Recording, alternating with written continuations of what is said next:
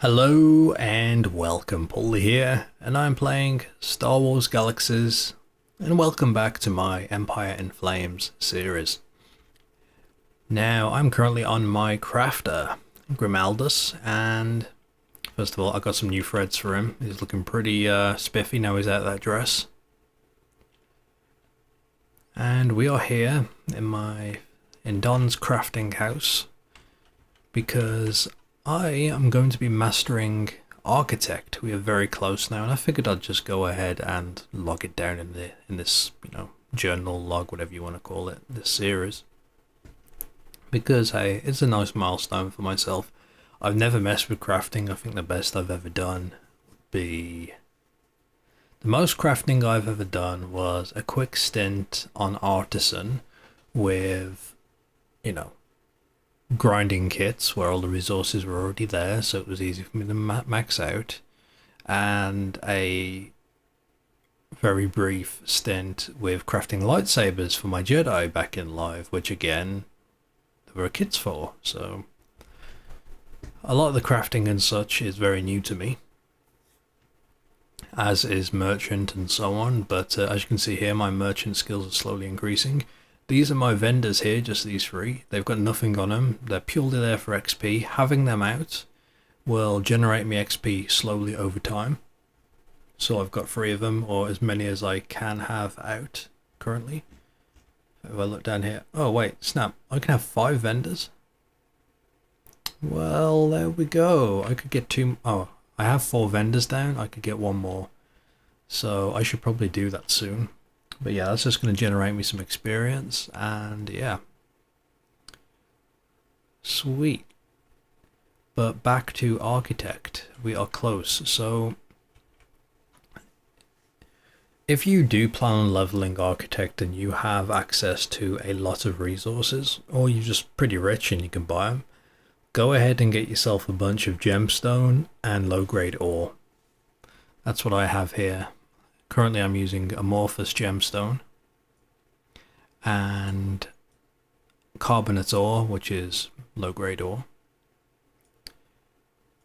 And with this I am crafting Gungan statue heads because they yield the most experience. Now there's probably other things I can craft which would be a lot more useful, such as various building components, but because I'm looking to start making high-end harvesters and whatnot, I do need access to all of my assembly stats and my experimentation, and of course, Master Architect has the final point. So I went ahead and did this, and yeah, I just grinded it out. Now I want to show you the very quickest way of doing this. I only need a little bit more experience to level here, but let me show you. If you get a bunch of these structure and furniture crafting tools, put them in your hotbar, because you can craft on multiple tools as long as you've got them. And as long as you've got the resources, you should be good. So we're just going to go up to this, which is the structure and furniture crafting station. And here we go. Open that, and this is what you're after. This will only pop up, by the way, if you're at one of these crafting stations. If I was to go, let's say, out here, and I pop it up, as you can see, it's no longer listed here.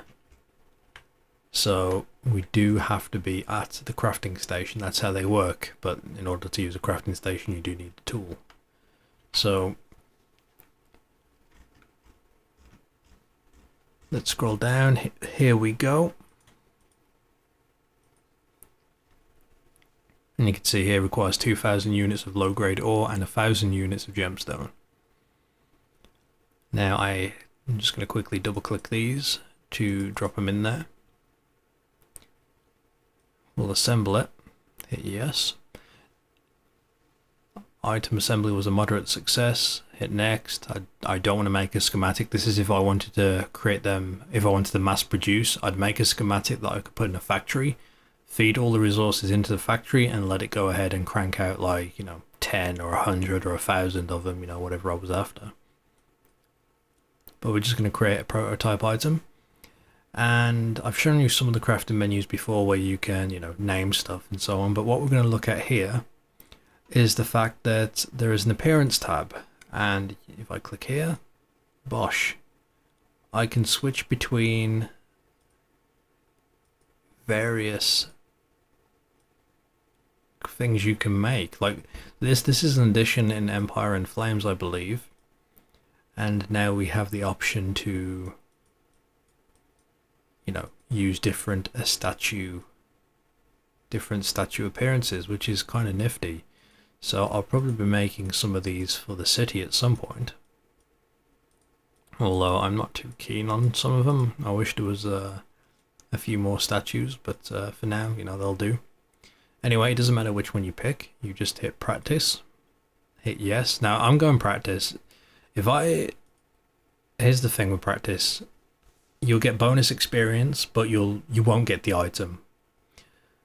And the bonus experience is only about 500 more when it comes to these Gungan statue heads. You may be better off just sacrificing the extra 500 experience, but actually keeping all of the statues you've been making to sell. But, you know, for now, I don't really need them. The materials it takes to create these statues is nothing, mostly just the lowest tier, you know, trash ore you can find, so it's no big deal. So we're just going to go ahead and hit yes. Let me switch this to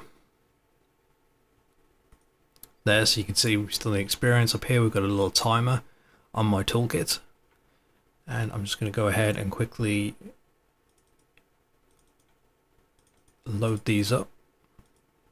I just want to show you that it's actually very, very quick. And if you like don't stop to look at menus like I did, you can basically whiz through this and you'll see my experience at the bottom going up every time I create a prototype item. Practice, yes, there we go, one more and we are done. This is why I have multiple of them, so once you've got all the resources you can do this very quick. You can probably get master in about 15 minutes if you've got all the resources. Depending on how many toolkits you have, of course. There we go. Did my sound turn off? It did. Probably good, because I'm just doing a lot of quick clicking.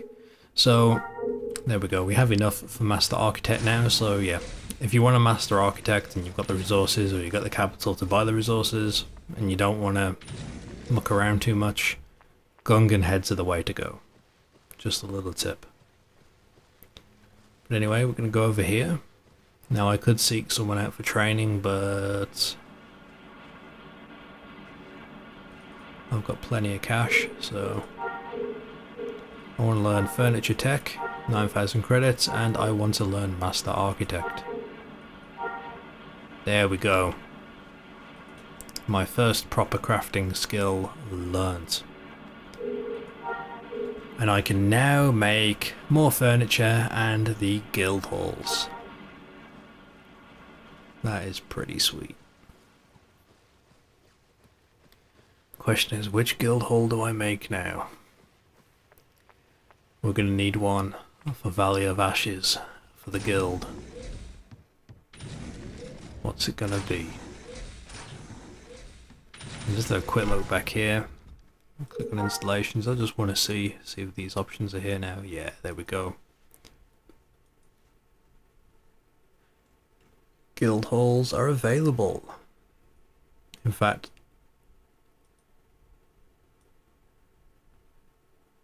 how do I access? Okay, Tatooine house, small house, generic planet guild hall. Oh.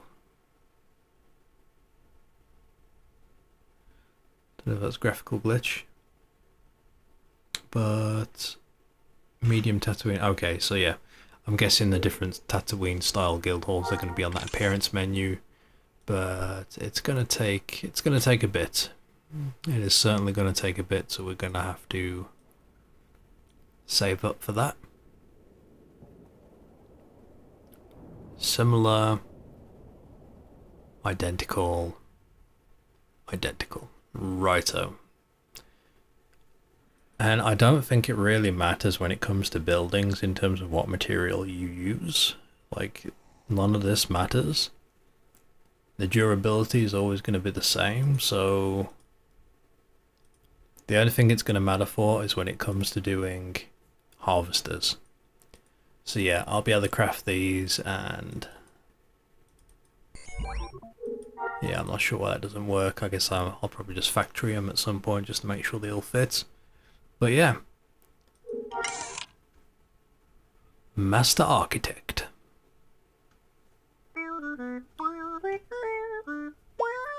Okay, so yes, Grimaldus is a Master Architect now, which is pretty sweet.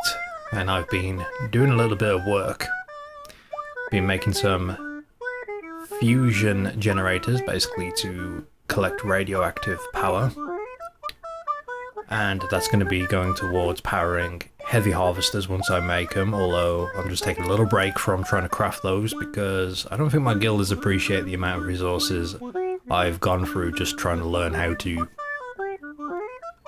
craft. I mean, I've never crafted before in Star Wars Galaxies, and there were a few hiccups.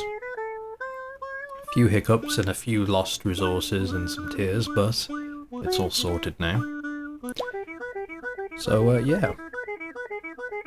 Fun. My current project is a guild hall for the Ashes Guild, so we're going to be working on that. There's been a little bit of a hotfix patch for Empire in Flames. I'll link that in the description of this video. But a couple of like tidbits to pull off it. Reduce the maximum online characters per account from 3 to 2. So this means I could log into Cool Tyrant and Grimaldus at the same time, and before it would mean if I had a third character I could log into that as well and just alt tab between the clients. And yeah. But unfortunately, due to the server struggling a little bit, due to the sheer amount of people playing, we now have to... Well, I say we. The developers have to take measures now to try and help ease the server's suffering. So, the maximum online players you can log into per account is going to be 2, which is still quite a lot and still very, very useful. Also, you can now you can start player cities on Tanab. Now, Tanab is a planet that wasn't here in the original live game. I'll have to go and explore it a bit more at some point, but yeah. That is a neat change. Now, as far as server struggles go, there is a tip jar on the front of EmpireInFlames.com if anyone's feeling generous. I believe all donations are going towards upgrading the server hardware, and with any luck that will, help accommodate a increased population, which will be pretty swell. But yeah, outside of that, not much else is going on for old Grimaldus and Cool Tyrant at the moment. I'm mostly relaxing and figured I will show you guys a little progression of Broken Bridge. First player city set up by the admins, which is pretty well a new player city, I suppose. It's a great place to come here if you're just starting.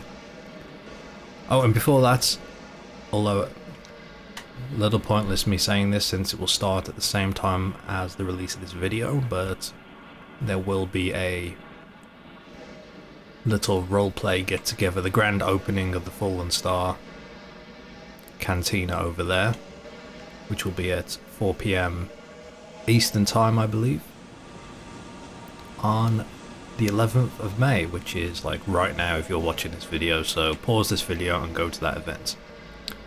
But I will try to be there to get a little bit of footage if I can. Anyway, quick look around town. As I say, more houses are going down, more architects are on the server, more players, settling routes and whatnot. And I mean, this is kind of cool that, all these houses are staking their way along, the river, because who doesn't want a, riverside house? Well, not much has changed on the eastern side of the river. going to the west, there's a few new additions. First of all, cloning center went up. You stab them, we slap them. Nice. Cloning center is where you'll go if you die, which is very useful for those questing out here. If you perish, you will wake up in this cloning center here.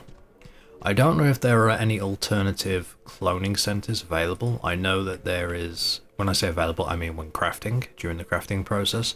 I know there is a bigger version which you'll see in cities, but I don't know if that is available. But yeah, you'll wake up in here and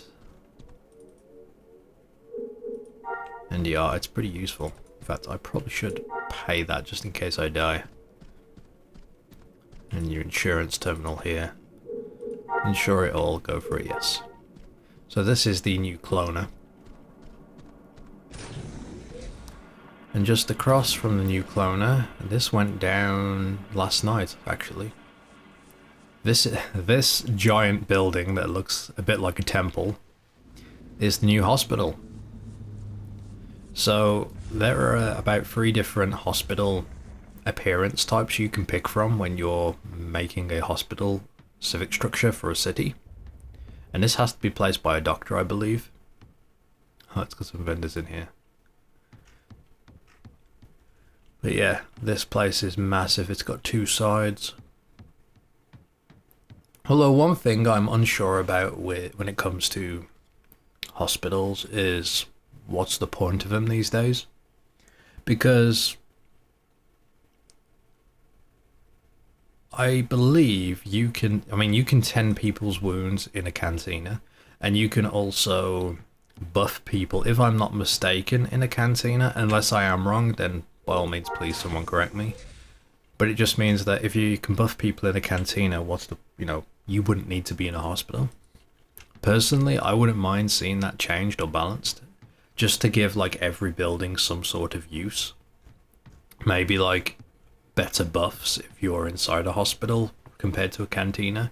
Maybe like 10% extra strength or something along those lines. I'm not really sure how it works. Maybe this does have a feature that I'm just not aware of at the moment, but yeah, I'm not sure. Anyway, this hospital is actually pretty cool, and I keep saying it looks like a temple. It so looks like a temple to me. But yeah, it's got a bit of a balcony. Unfortunately, you can't place anything out here, which is a shame because that is considered outside. And if we go to the other side,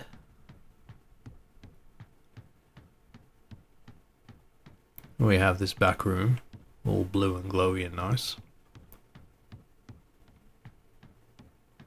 And I believe there's one more floor for us to check out, so this building is massive. And this does take up quite a big footprint, and a lot of the new buildings do. So I'm now once again trying to work out what I'm going to use for my player city, because even the town hall we picked is pretty big, and we have limited space to work with. Although depending on where you decide to start your own city, if you make one, the limits of a city have been increased, as I mentioned before, so you should have plenty of room if you're not limiting yourself like I did by building in the middle of a crater, which has unbuildable walls. Anyway, that was the 3rd floor. We've seen the 2nd. Back down to the ground floor. So yeah, this is cool. I like the fact that this is an option. One of the many neat features on Empire in Flames. And what else has been going on the server? Well, I believe another player city popped up on Dantooine. I've yet to visit it, but that is pretty dang neat. That is indeed pretty neat. Now while I'm here, there are a couple of buildings. Now I forget if this is a large or just a medium generic house, but let me show you the interior. So I believe they have 2 sides, just in case you're looking at a house. I do believe this is the large one. I'm almost positive this is the large house. There we go. Just sneak in here. I don't think he'll notice me.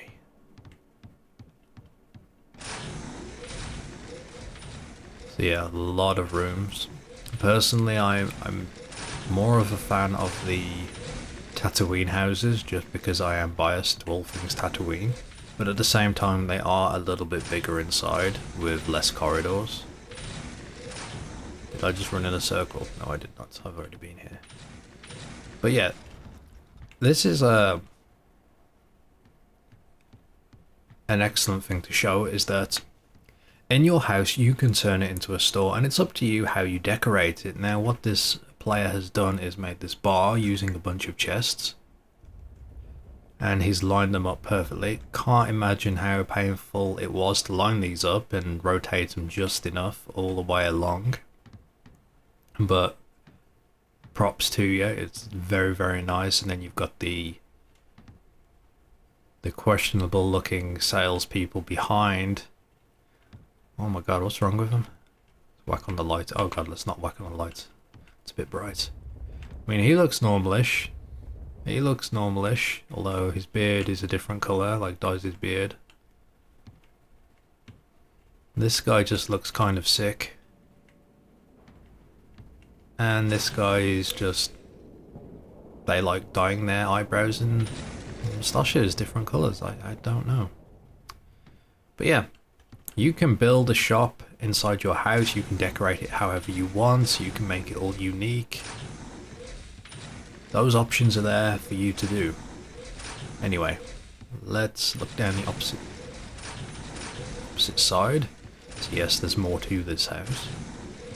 And you have this room here, and it leads into this back room. But that's my only bone with these places, is that a lot of corridors takes up a lot of space. But the cool thing is that you can get Corellian versions of these. These are the generic ones, these plain white walls. The Corellian ones use the same building layouts, the same buildings, but they actually have like black marble walls, which look pretty cool. And this is another large generic house. And again, in here, this person started to decorate it. This is cool. We're going to start seeing more decorated houses and shops. That is actually pretty cool. Someone's got their speeder bike just inside here. Here we go. Oh yes, I feel like I need to start decorating my place now. I'm slacking. Oh, you can hear the doors opening as I get by. But yeah, pretty similar room actually to the last one we were just in.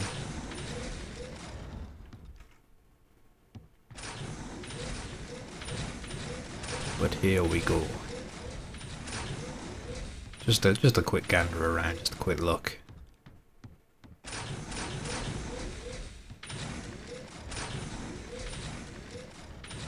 So yeah, spaces in here are kind of small. But you can do some really cool things with them when you start decorating. Hell, look at this. Very nice, someone's office, I imagine. Very nice.